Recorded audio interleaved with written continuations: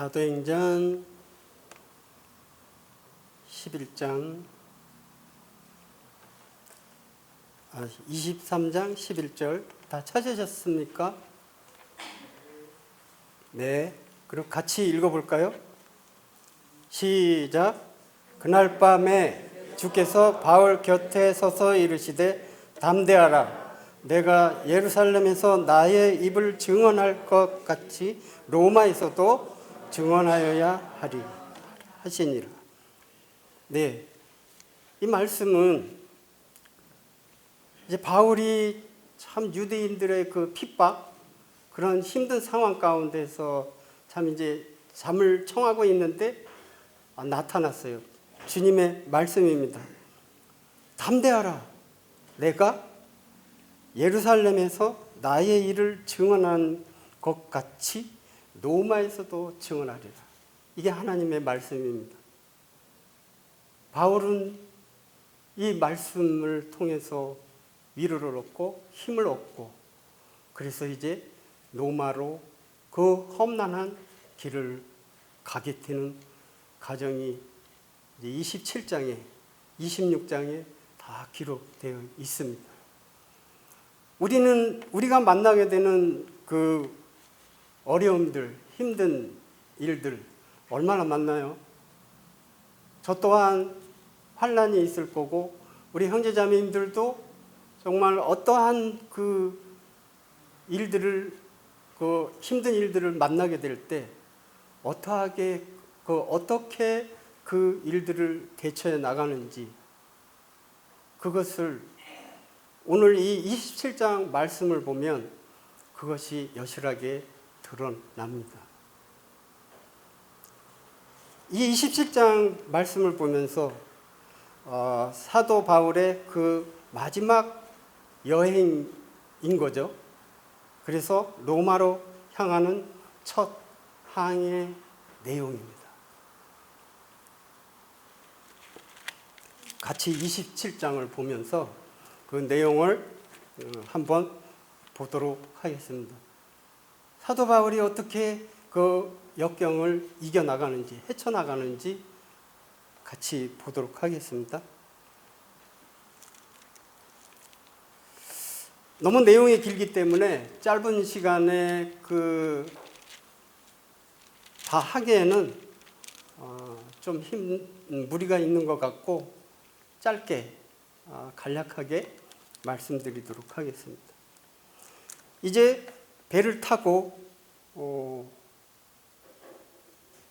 가기 시작을 했는데 1절에 보면 우리가 배를 타고 이달리아에 가기로 작정되매 바울과 다른 제수 몇 사람을 아구스도 때의 그 백부장 율리오란 사람에게 맡기니 아시아 해변 각처로 가려 하는 아드리모테노 배에 우리가 올라 항해할새 마게도냐의 데살로니가 사람 아리스다고도 함께 하니라.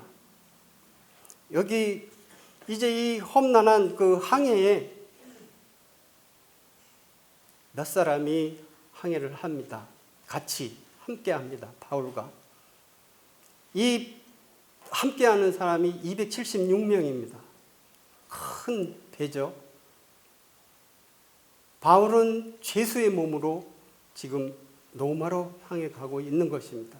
평범한 사람으로 가는 게 아니에요. 죄수의 몸으로 그 로마 황제에게 가서 복음의 말씀을 선포하고자 이렇게 목숨을 내놓고 가는 것이죠.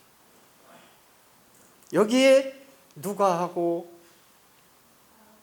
아리스다고도 함께 한다 그랬습니다. 이 혼란한 가정에 참 같이 한다는 게, 함께 한다는 게 얼마나 힘들어요. 그렇지 않습니까?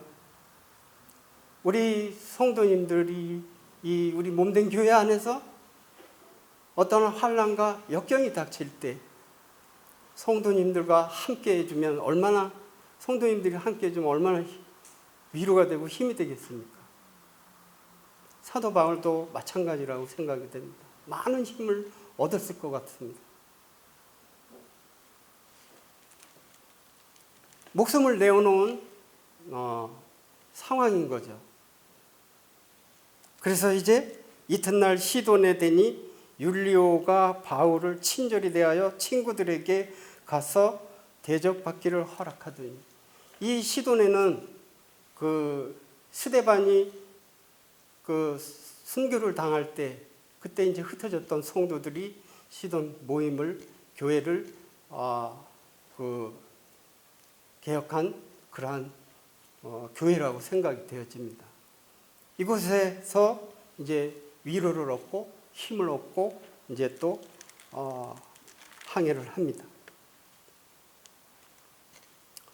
그런데 이제 배를 타고 가는데 사도 바울이 그 말을 합니다. 10절 말씀 보겠습니다. 말하되 여러분이여, 내가 보니 이번 항해가 화물과 배만 아니라 우리 생명에도 타격과 많은 손해를 끼치리라 하되 백부장이 선장과 선주의 말을 바울의 말보다 더 믿더라.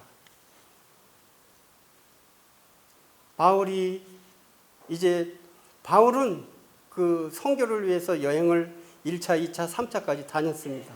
배를 타고도 항해를 했던 경험이 있기 때문에 바울의 그러한 경험을 통해서 지금 선주와 선장에게 말을 하는 것입니다. 그런데 백부장이 바울의 말보다 선주와 선장의 말을 믿었어요. 우리도 그렇지 않습니까? 이 세상을 살아가면서 내 기준, 내 판단, 내 뜻, 내 생각대로 할 때가 많지 않습니까? 바울이 분명히 그 경험, 물론 이 사람들도 경험이 있을 겁니다. 그러나 이 사람들은 물건을 실어서 많은 수익을 안전하게 이제 그 항해, 목포 항해 갖다 주면 거기서 이제 얻는 수익들이 많을 것이죠. 선주와 선장은 이제 그런 것들이 있죠. 그런데 바울의 말보다 선주와 선장의 말을 더 믿었다고 이야기하고 있습니다. 그런데 정말 올 것이 왔어요. 바울은 이 시기가 되면 분명히 태풍이 올 것이라는 것을 알았어요. 왜냐하면 그 경험을 통해서. 근데 그런 것에 그 바울의 말에 귀를 기울이지 않고 자기들 생각, 자기 뜻대로, 자기 마음대로 이렇게 행했던 것입니다. 그랬더니 어떻게 됩니까? 정말 그 18절에 보니까 우리가 풍랑으로 심히 애쓰다가 이튿날 사공들이 짐을 바다에 풀어버리고 사흘째 되는 날에 배의 기구를 그들의 손으로 내버리니라.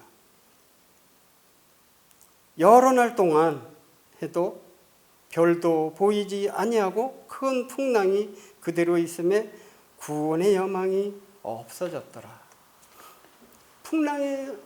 태풍과 같은 그러한 그 풍랑 가운데서 아무리 큰 배도 276명이 탄 거거든요. 그런데 이게 온전하겠습니까? 아무리 큰 배도 그 태풍 앞에서는, 자연 앞에서는 무너지게 돼 있는 것입니다. 그래서 어떻게 합니까?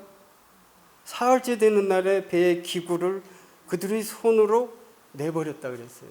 기구를 내버린다는 것은 이 어려운 것이거든요. 힘든 것이에요. 그리고 별도 보이지 않고 풍랑은 그대로 있고 그런데 배는 얼마나 고프겠습니까? 10나흘 동안 먹지를 못하고 있는 상황입니다. 여러 사람이 오래 먹지 못하였음에 바울이 이 가운데 서서 말하되 여러분이여, 내 말을 듣고 글에 대해서 떠나지 아니하여 이 타격과 손상을 면하였더라면 좋을 뻔하였다. 사도 바울이 이야기를 합니다. 어떻게 이런 말을 할 수가 있을까요? 이제 이 선장과 그 배에 타고 있는 이 모든 276명 중에 275명은 하나님에 대해서 믿지 않는 사람들입니다. 여기 아주 3명은 그 누가도 있고 그 아리스다고 함께한 3명 말고는 다 하나님을 모르는 사람들입니다. 믿지 않는 사람들이에요. 세상의 기준, 판단, 그런 경험, 그런 것들로 되어 있는 사람들이죠. 근데 바울은 얘기합니다. 이러한 풍랑 가운데에서 내 말을 들었더라면 이와 같은 것을 만나지 아니하였으리라. 이제 바울은 안심을 시킵니다. 그들에게. 그 기구도 다 버렸거든요. 배의 기구를 그들의 손에서 내버렸어요. 여기에 그 17절을 보면, 16절을 보면, 가우다라는 작은 섬 아래로 진나 간신히 고루를 잡아 끌어올리고 줄을 가지고 선체를 둘러감고 스르디스에 걸릴까 두려워하여 연장을 내리고 그냥 쫓겨가더니 우리가 풍랑으로 심히 애쓰다가 이튿날 사공들이 짐을 바다에 풀어버렸다 그랬습니다. 가볍게 해야 되거든요. 짐을. 안 그러면 가라앉으니까. 다 버렸어요. 그런데 바울이 그러한 상황 가운데에서 내가 너희를 권하노니 이제 안심하라. 너희 중에 아무도 생명에는 아무런 손상이 없겠고 오직 배뿐이니라. 오직 배만 손상이 있고 생명에는 지장이 없겠다고 이야기를 합니다.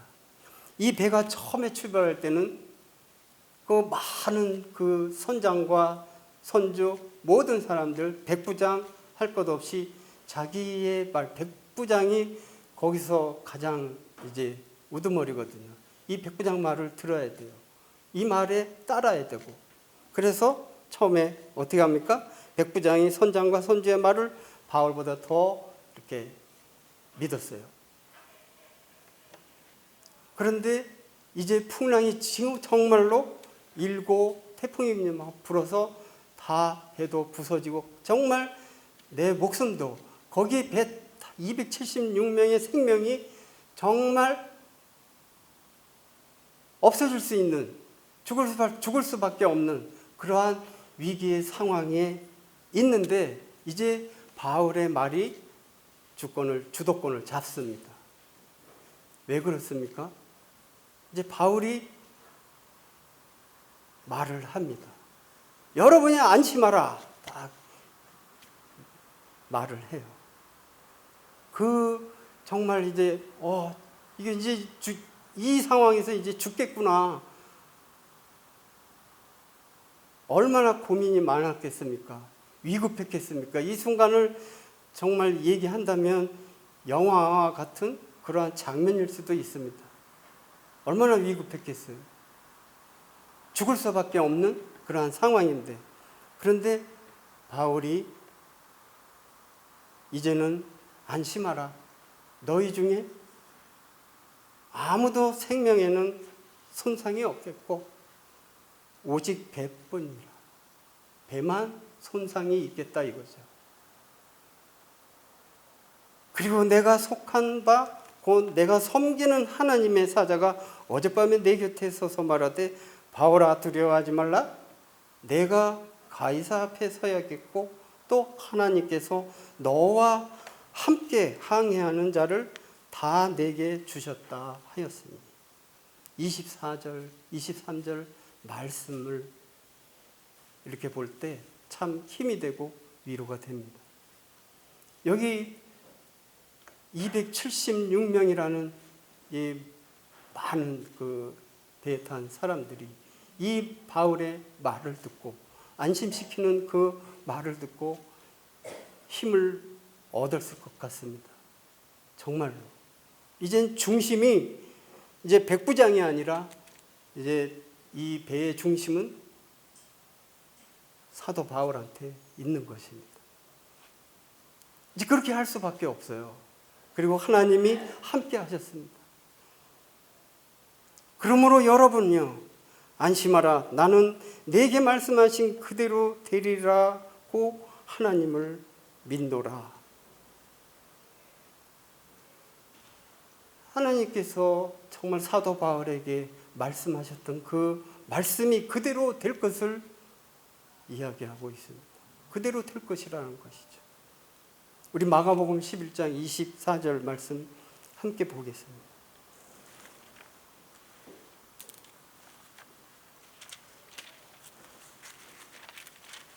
마가복음 11장 24절. 다 찾으셨으면 함께 읽어보도록 하겠습니다. 읽겠습니다. 시작. 무엇이든지 기도하고 구하는 것은 받은 줄로 믿으라. 그리하면 너에게 그대로 되리라. 네. 이 말씀 믿으십니까? 그리고 그렇게 될 것을 믿습니까?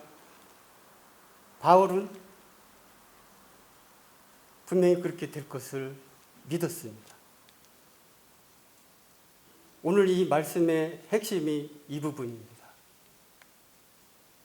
우리가 어떠한 환난과 어려움과 고난이 닥칠 때에 우리는 무엇을 의지합니까? 내 기준, 내 판단, 내 생각, 그런 것들을 의지합니까? 하나님의 말씀을 우리는 의지해야 됩니다. 기도하고 구하는 것은 받은 줄로 믿으라. 그리하면 너에게 그대로 되리라고 하셨습니다. 받은 줄로 믿으래요. 이미 받았다는 것이죠. 받은 걸로 생각하고 기도하라는 것입니다. 이미 이루어진 것에 대해서 감사하고 기도하라는 것입니다. 사도 바울은 이제 회심을 하고 주님의 부르심을 받고 무엇을 위해서 했습니까? 죽은 자 가운데서 살리신 예수 그리스도, 그분을 부활의 생명, 그분을 계속 말씀하고 있어요. 그것을 선포했습니다. 우리를 죽은 자 가운데서 살리신 예수 그리스도, 그분 부활 생명을 말씀하고 있어요. 지금까지 그렇게 복음을 전했습니다. 그런데 지금 이 죽음 가운데 놓여 있는 그 276명, 그 배 안에 있는 모든 사람들에게 선포를 합니다. 안심하라.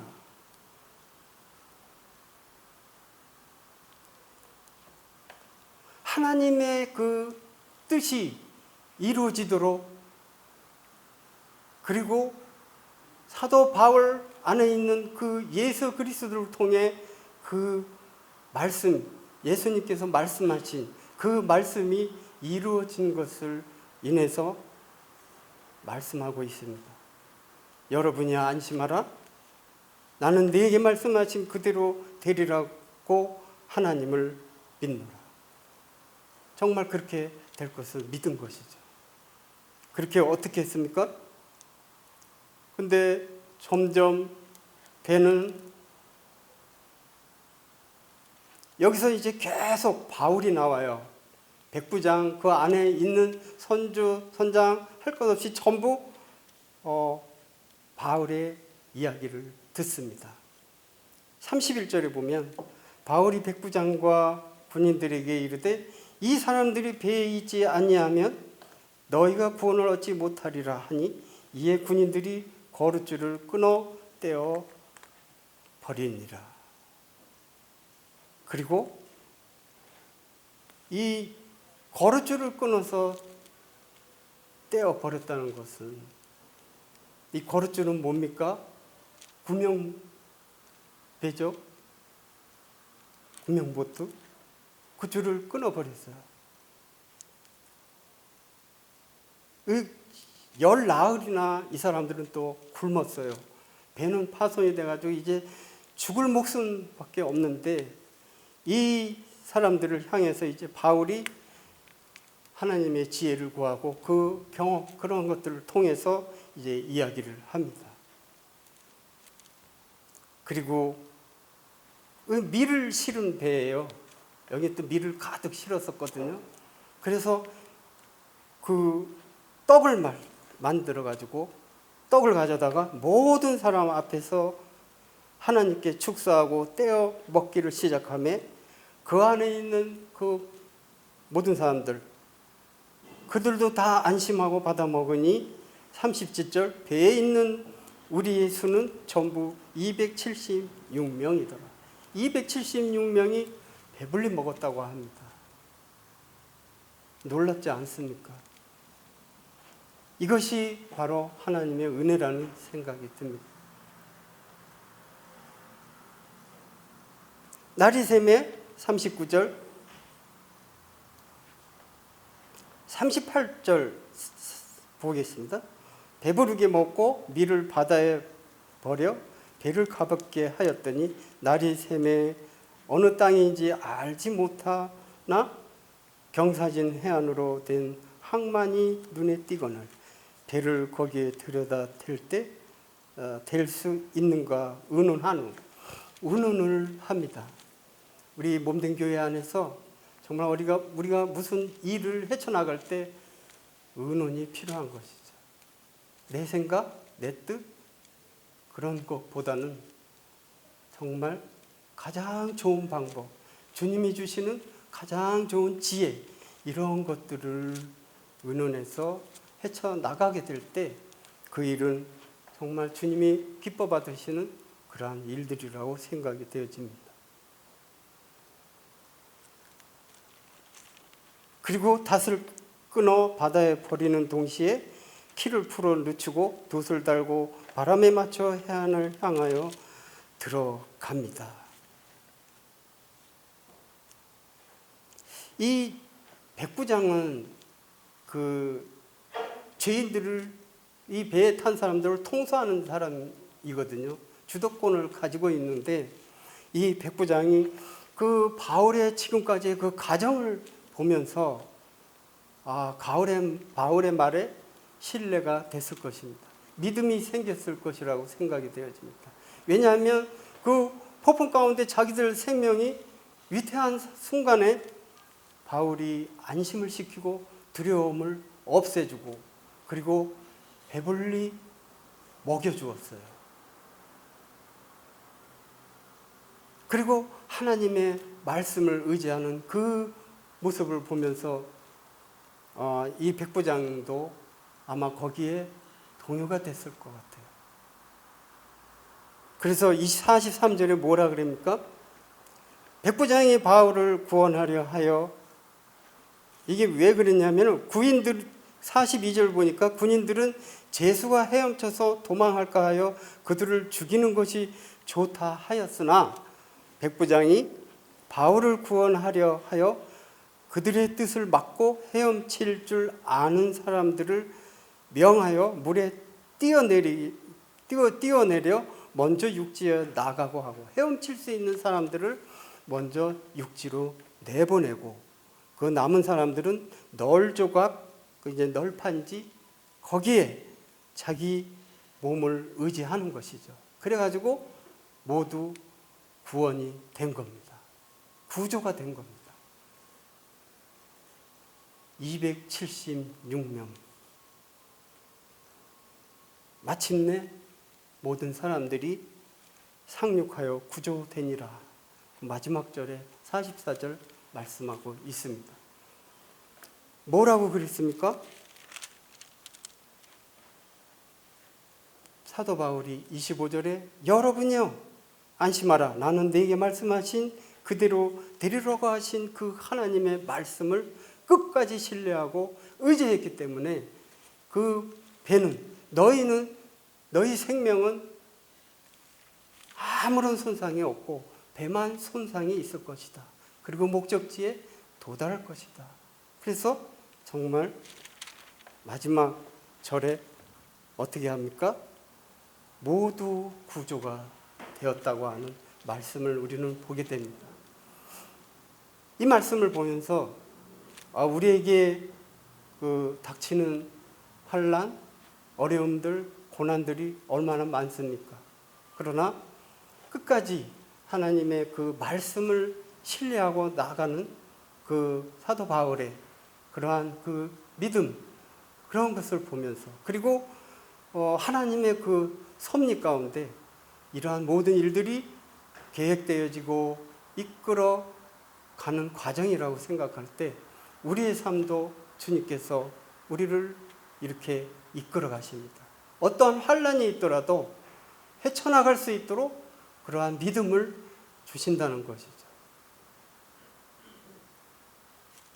정말 우리의 삶이 어떠한 고난이 오더라도 정말 그 확고한 신앙을 가지고 믿음을 가지고 하나님의 말씀을 붙들고 의지할 때 거기에는 하나님의 놀라운 축복이 있을 것이라고 생각이 되어집니다. 얼마나 그 항해가 위험했어요. 그래서 이 말씀을 통해서 저는 위로를 받았습니다. 그리고 힘을 얻었어요. 어떠한 역경 가운데서도 우리는 헤쳐나갈 수 있는 길이 있고 또 믿음이 있구나. 그래서 우리를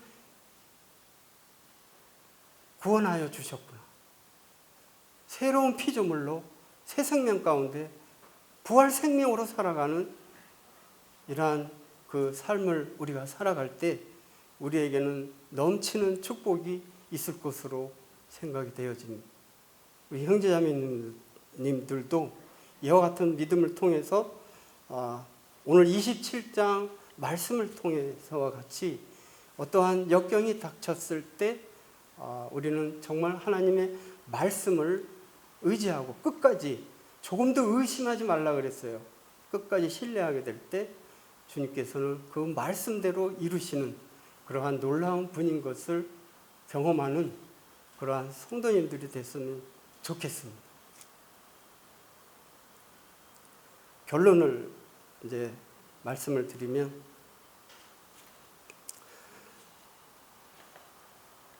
왜냐하면 이 사도 바울은 이러한 역경 속에서 가이사 앞에 서야 되거든요. 그게 하나님의 뜻이었습니다. 그 가이사 앞에 서서 복음을 전해야 되기 때문에 그게 바울의 소원이었고 하나님의 뜻이었습니다. 그렇기 때문에 바울은 이와 같은 마지막 항해를 목숨을 걸고 그리고 이와 같은 역경 가운데에서 하나님을 끝까지 의지하는 그러한 믿음을 보였습니다.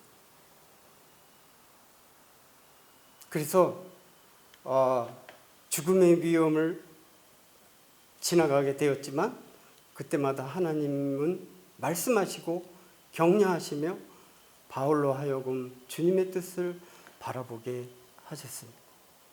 우리는 그 인생을 바라볼 때 인생 항해라고 생각하지 않습니까?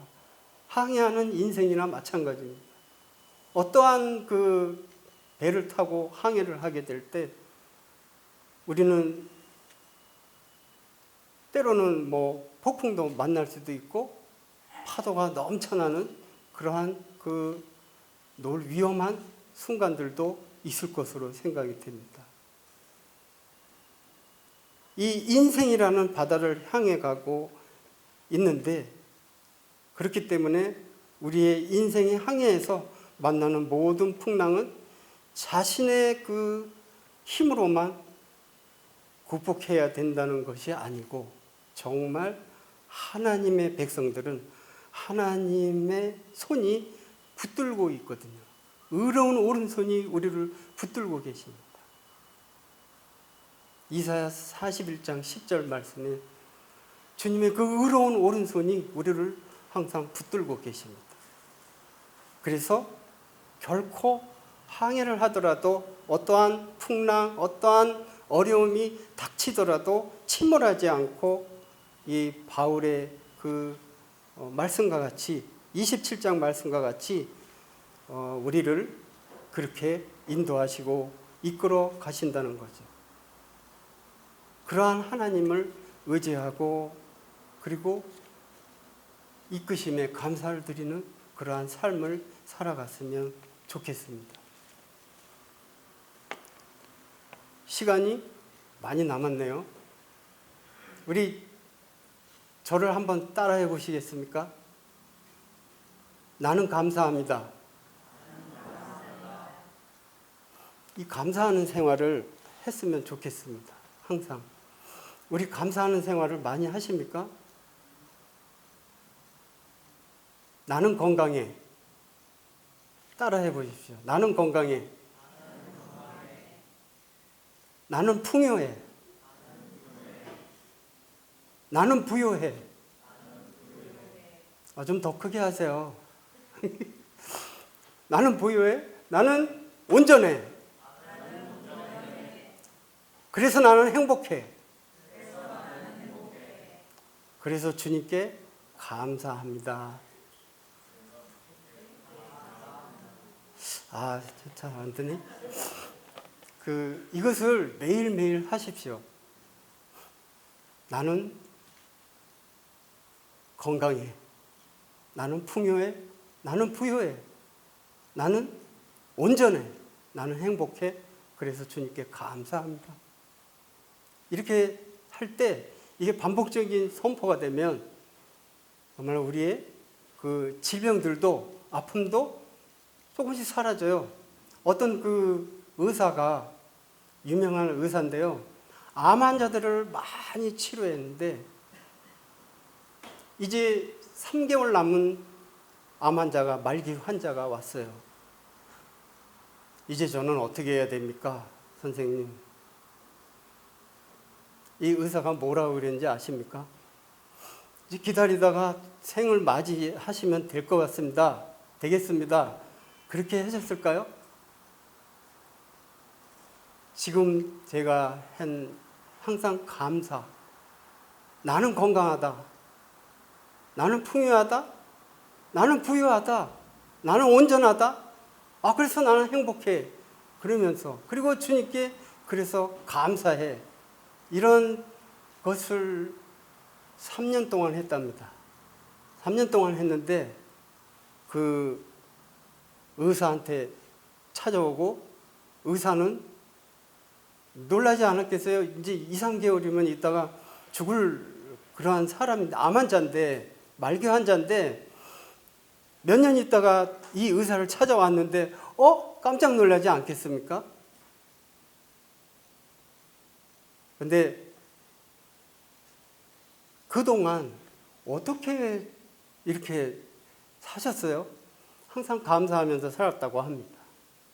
그래서 촬영을 해보니까 그 세포가 다 사라진 게 아니고 가만히 그대로 있었답니다. 세포가 퍼지지도 않고 그대로 있었답니다. 이게 놀라운 것이라는 거죠. 그래서 항상 감사하다는 거 잊지 마시고 매일 일어날 때, 잘 때 이걸 해보세요. 그리고 시간 날 때 나는 건강해 그러면서 외쳐보십시오. 저는 요즘 그렇게 합니다. 건강해 보이지 않아요? 저는 그렇게 정말 하고 있습니다. 틈나는 대로 감사합니다 주님. 이렇게 늘 생명과 호흡을 주셔서 감사합니다. 항상 그렇게 감사하며 살고 있습니다. 그래서 건강도 좋아지는 것 같고 아무튼 지금 이렇게 쉬고 있어도 감사하다는 생각이 들고 모든 것 그리 아니하실지라도 우리의 삶에서 항상 감사하는 이 사도 바울의 그러한 그 삶을 보면 전부 감사하는 거예요. 믿음의 생활이에요. 정말 그 하나님 말씀을 의지해서 매일 매 순간 승리하는 부활 생명, 그분을 그 생명 안에서 살아간다면 정말 승리하는 삶이 있을 것이라고 생각이 되어집니다. 이상 마치겠습니다.